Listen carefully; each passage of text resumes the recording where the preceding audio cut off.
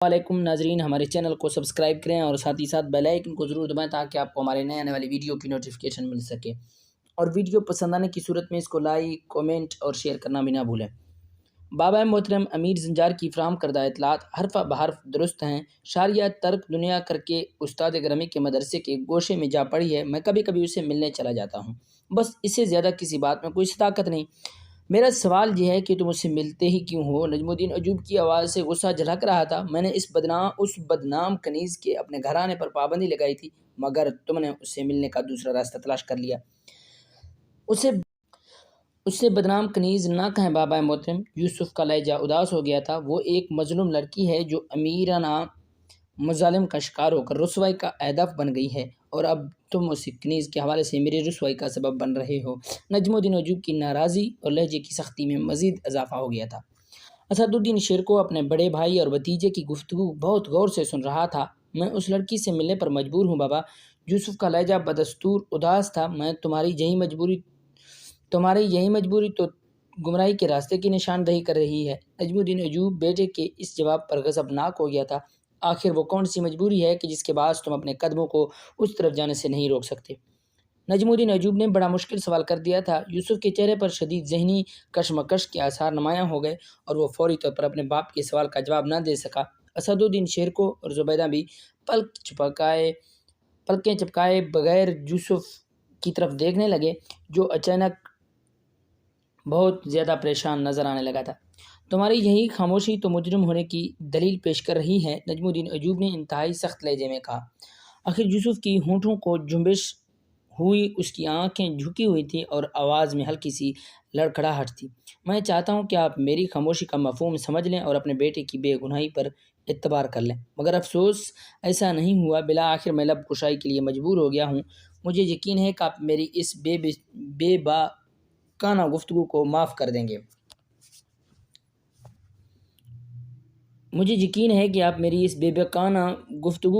معاف فرمائیں گے۔ یہ کہہ کر یوسف چند لمحوں کے لیے خاموش ہو گیا۔ اسد الدین شیرکو اور زبیدہ گھبرا گئے کہ یوسف کے لہجے سے سرکشی کا رنگ جھلک رہا تھا۔ یہ تو بعد کی بات ہے کہ تمہاری گستاخی معاف کیا جائے یا اس پر سزا دی جائے۔ نجم الدین ایوب کے لہجے میں وہی تند و تیزی اور ناراضی تھی۔ پہلے تم اپنی مجبوری کی وضاحت کرو۔ یوسف نے سر جھکائے ہوئے کہا۔ شاریہ حادثاتی طور پر میری محبت میں گرفتار ہو گئی۔ اسی محبت نے اسے قاضی ابن ارسطو کی درسگاہ تک پہنچایا تاکہ وہ خود کو کتابوں کے مطالعے میں گم کر دے اور سکون دل حاصل کر سکے۔ یوسف کی گردن بدستور جھکی ہوئی تھی اور اس کی زبان سے الفاظ ٹوٹ کر ادا ہو رہے تھے۔ شاریہ کی بس ایک ہی خواہش ہے کہ میں کبھی کبھی اسے اپنا چہرہ دکھا دیا کروں۔ بس یہی وجہ ہے کہ میں جب بھی استاد گرامی کی خدمت میں حاضر ہوتا ہوں تو کچھ دیر کے لیے اس غمزدہ خاتون کے حجرے میں بھی چلا جاتا ہوں۔ تم اپنی اسی حماقت کا انجام جانتے ہو، نجم الدین ایوب نے غضبناک لہجے میں کہا۔ تمہیں کیا معلوم کہ ہم نے کس قدر جان فشانی کے بعد اپنی جان کو خطرات میں ڈال کر سلطان عدل کا قرب حاصل کیا ہے۔ امیر زنجار شعبہ جاسوسی کا افسر اعلیٰ ہے۔ اگر اس نے یہ بات سلطان عدل کے کانوں تک پہنچا دی تو ہماری عزت کا یہ محل ایک لمحے میں زمیں بوس ہو جائے گا۔ میں سلطان عدل کے احسانات کو آخری سانس تک فراموش نہیں کروں گا۔ یوسف نے سر اٹھایا، مگر عزت و ذلت تو اللہ تعالیٰ کے اختیار میں ہے۔ میں نے ایسا کوئی کام نہیں کیا جو میری خاندان کی رسوائی کا سبب بنے۔ کیا تم اس کنیز کے پاس جانا نہیں چھوڑ سکتے؟ بیٹے کا جواب سن کر نجم الدین ایوب کچھ اور برہم ہو گیا تھا۔ بابا محترم، میں شاریہ سے وعدہ کر چکا ہوں کہ جب تک زندہ ہوں اسے ملنے آتا رہوں گا۔ یوسف نے کسی ہچکچاہٹ کے بغیر پر اعتماد لہجے میں کہا۔ اگر کسی انسان کو میرا چہرہ دیکھنے سے سکون کی چند سانسیں میسر آ جاتی ہیں تو یہ میرے لیے انتہائی خوشی کا مقام ہے۔ میں اسے خدمت خلق سمجھتا ہوں۔ یوسف کا جواب سن کر زبیدہ اور اسد الدین شیرکو کے ہونٹوں پر مسکراہٹ ابھر آئی اور ان کے چہرے خاموشی سے دکھنے۔ اگر میں تمہیں حکم دوں کہ اس کنیز سے ملنا چھوڑ دو، نجم الدین ایوب کے لہجے میں ہی وہی سختی تھی۔ اگر میں شاریہ سے وعدہ نہ کر چکا ہوتا تو بلا تاخیر آپ کے حکم پر عمل کرتا اور زندگی بھر اس پر قائم بھی رہتا۔ یوسف نے باوقار لہجے میں کہا۔ میں آگ کی فطرت کو جانتا ہوں یوسف، اس کا کام جلانا ہے۔ بیٹے کا جواب سن کر نجم الدین ایوب کچھ اور غضبناک ہو گیا تھا۔ مجبوراً مجھے اس چنگاری کو بجھانا ہی پڑے گا۔ نجم الدین ایوب کے بگڑے ہوئے تیور دیکھ کر زبیدہ اور یوسف پریشان ہو گئے، مگر اسد الدین شیرکو نے مداخلت کرتے ہوئے پوچھا۔ برادر معظم، چنگاری کو بجھانے سے آپ کا کیا مفہوم ہے؟ میں اس فریب کار کنیز کو شام کی حدود میں رہنے نہیں دوں گا۔ نجم الدین ایوب کا غصہ بڑھتا ہی جا رہا تھا۔ میں سلطان عدل سے درخواست کروں گا کہ میرے خاندان کو اس فتنے سے نجات دلائی جائے۔ نجم الدین ایوب کے اس فیصلے پر یوسف بے قرار ہو گیا۔ بابا محترم، اس سے پہلے کہ آپ سلطان عدل سے شاریہ کی شہر بدری کے لیے درخواست کر دیں، میں آپ سے التجا کرتا ہوں کہ اس مظلوم لڑکی پر اللہ کی زمین تنگ نہ کریں۔ قاضی صاحب کی درسگاہ میں اسے گوشہ عافیت حاصل ہے۔ اگر شاریہ وہاں سے نکال دی گئی تو پھر اسے کہاں پناہ ملے گی؟ وہ بہت معصوم اور غیرت مند لڑکی ہے۔ امیر ابن مرکوم نے اس پر مظالم ڈھائے تھے، پھر آپ نے نتیجہ دیکھا۔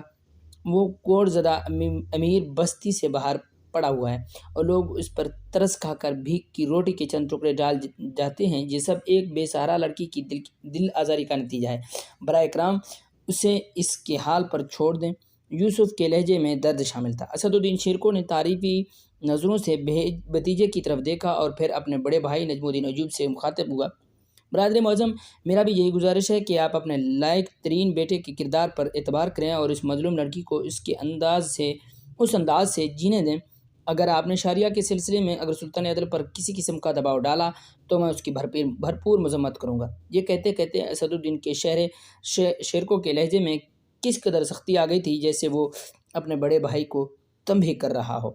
چھوٹے بھائی کی بات سن کر نجم الدین ایوب کچھ گھبرا سا گیا۔ وہ اچھی طرح جانتا تھا کہ اسد الدین شیرکو کو سلطان نور الدین محمود زنگی کے حضور میں سب سے زیادہ قرب حاصل ہے۔ مجبوراً نجم الدین ایوب کو نرم ہونا پڑا، تاہم اس نے اسد الدین شیرکو سے ایک نیا سوال کر ڈالا، پھر تمہاری نظر میں اس مسئلے کا حل کیا ہے؟ میرے نزدیک یہ کوئی مسئلہ ہی نہیں جس کا کوئی حل تلاش کیا جائے۔ اسد الدین شیرکو بے نیازانہ مسکراتے ہوئے کہا، بالفرض یہ کوئی مسئلہ ہے تو اس کا وہی حل ہے جو یوسف نے پیش کیا ہے۔ اسد الدین شیرکو کی مداخلت نے صورتحال کو یکسر بدل کر رکھ دیا۔ پھر یہ گفتگو اس نتیجے پر ختم ہوئی کہ نجم الدین ایوب نے یوسف کو یہ قسم کھانے پر مجبور کر دیا کہ وہ کسی بھی حال میں ترکی کنیز شاریہ سے شادی نہیں کرے گا۔